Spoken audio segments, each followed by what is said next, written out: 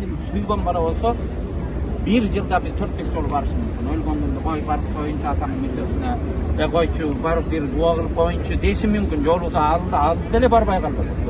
Бирок бул жерге адамдар 100 миңдеген адамдар келип зиярат кылып атат ушул жерде. Ана зиярат кылуунун тартиби бир туугандар. Бул жерге келип атканда жөн эле мындай эмес. Азыртадан я Аллах, сен мени пенде кылып жараттың, мусулман кылдың, пайгамбарга үммөт кылдың. Мына пайгамбардын сүннөтү менен жашаганга Кудайым жардам бер. Кудайым бактылуулукту сен диндин ичине коюпсуң деп. Жана да мен энелерге айтып бердим. Акча табууну Кудай Таала базарга коюп койду. Акча табууну бир кесиптерге коюп койду. Акча табууну ошо иштеген жериңе коюп койду. Дагы башка нерсени, ден соолукту өзүңдү карап жүрүшүң керек. Больницаларга коюп койду. Алла Таала бактылуулукту билбейсиздер. Бактылуулукту, ден соолукту текшерип алабыз. Акчаны коколубуз менен кармайбыз. Бактылуулук каякта? Бактылуу болууну ар бирибиз самайбыз. Бактылуулукту Кудай Таала диндин ичине коюп койгон. Дин менен жашайсың, бактылуу болосуң.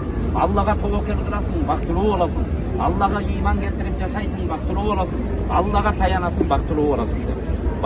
Бактылуулуктун жолун пайгамбарыбыз саллаллаху алейхи вассалам көрсөткөн. Бардыгыбыз үммөт болгонубузга шүгүр. Бир туугандар ушундай Алла Тааланын эң сүйүктүү кулун барып зиярат кылып атам деген ушундай бир сезимдер менен өзүбүздү дайындап